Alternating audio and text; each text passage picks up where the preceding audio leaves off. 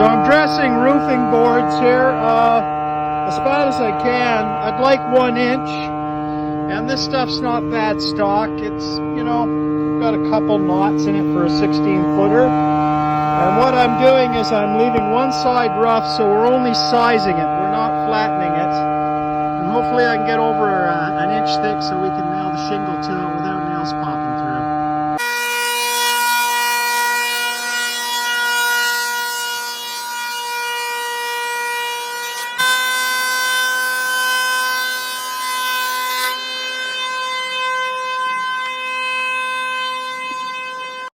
Just dressing up the roofing boards for the overhang on the addition. I've cut the roof away and dressed it out to almost 1 1/8 inches. You know, it's almost sacrilege to use this for nailing shingle to, but that's what we're going for. I got a great connection for Eastern white timber.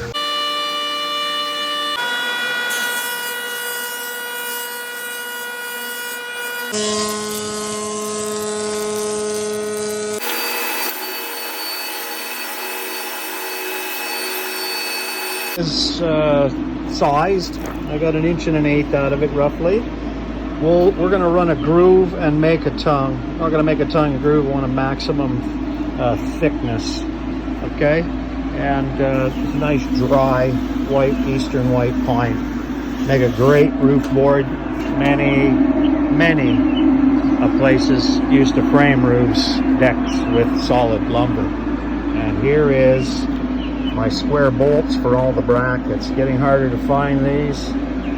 Okay, so our next step in the roofing boards is to groove them. I'm not making a tongue and groove, only groove, and then I'll make spline material so I can keep maximum width on my 1x12s.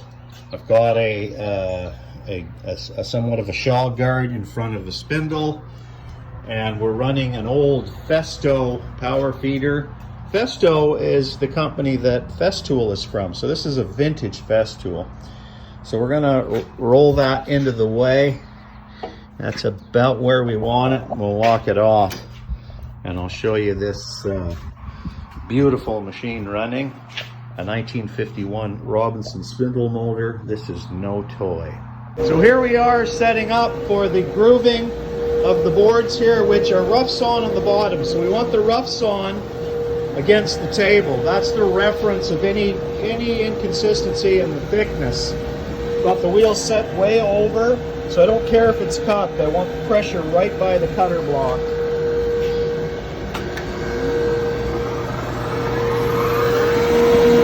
We got a fairly fast feed rate, but this is fine. See, it doesn't necessarily have to be tight there. So Justin will come and grab it and we'll spin it around. These get a groove on both sides and then we manufacture a tongue. Festo, vintage Festool.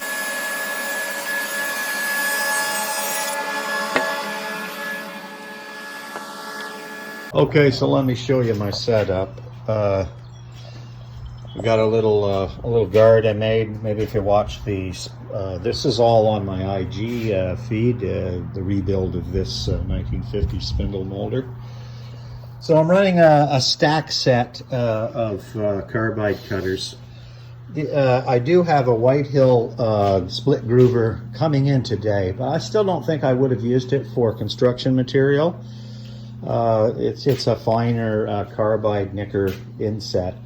I'm running on the slower speeds, so I think 4,000, maybe 3,500 RPM, and those are about 6-inch discs, multi-teethed, flat-bottomed, and so that's the setup. A 6-inch hose, 5-inch input. So here's what we're running. Pretty decent, 16-footers, brilliantly machined. Nice flat bottoms. There's a little bit of hair on the side, but that's perfectly fine for roof boards, which if you look at the temple, that's what these boards are. So So this roofing board is the very same thing. That's what's going to go on the other overhang. So Richard Finley did a nice little post on the sliding plate rip fence. And what I'd like to do is do one on the crown guard, which many Americans do not like crown guards. And so I'm going to tell you what I think of that. And the reason is, I think people cut to marks and they don't like the crown guard because they can't see where the blade's going to hit the mark. But you don't need to see that. I put a little tick on my nose piece here. That tells me where the saw blade is. So here's a little mark. I'm cutting these to 41 inches. Let's see if I line it up here. I can turn that on. I can bring it over here. And over here, Justin, watch me line that up. So I line up my mark. Okay, and then watch where it cuts, Justin, on the blade. It's just perfect.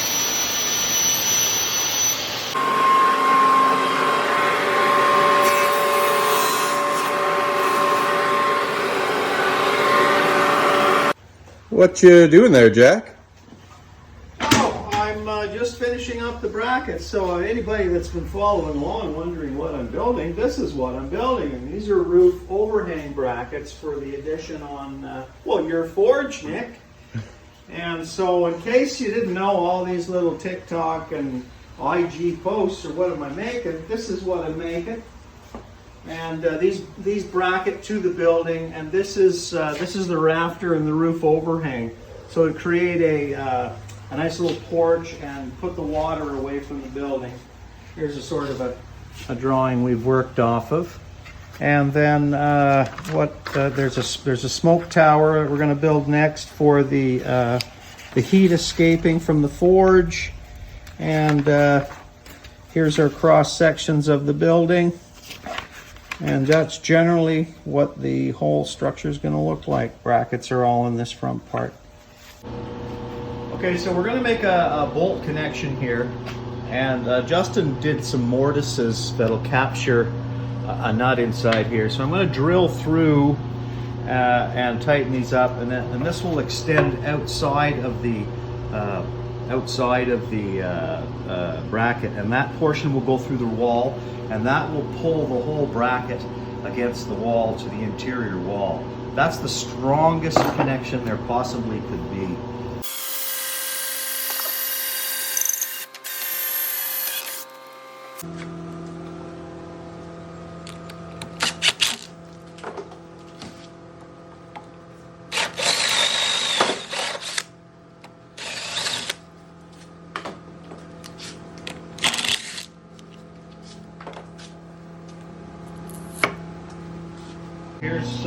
Here's how we make that connection.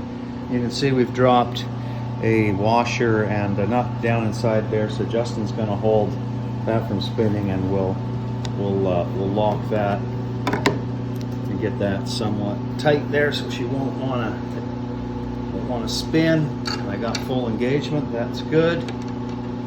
Okay, and then to lock that in place on the back side here, we're going to put a washer and a nut, and this portion of the threaded rod will actually go through the building. So I got a big washer, small washer. And now we'll crank. We're going to check that out, make sure the nut's not spinning. That's really gonna hold that together. And once again, we'll drill a hole through the wall and bolt this whole thing to the wall. And that thing connected there, that's really the strongest. So the last thing is just surround that bolt with glue. That'll keep it fixed. And then we have we do this for a bit of waterproofing, keep moisture out of the mortise hole here.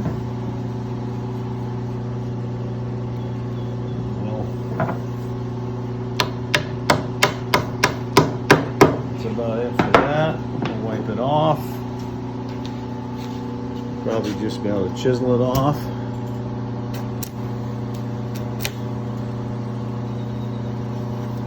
So the last step is to put the square pegs in, and the mortise that goes through here is reinforced obviously with this bar, and so Justin's gonna just peg it with a mechanical fastener. The mortise is glued, and then we'll cap it with a nice little oak square peg, and that should finish off the bracket. These are pretty much ready to paint, and he's using a gauge for the depth,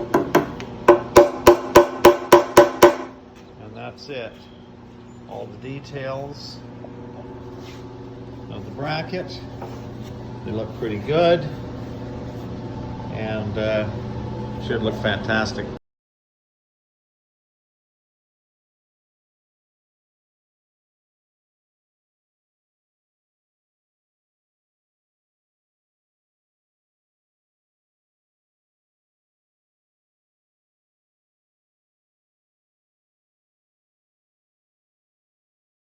Ghosts and Gothic tracery.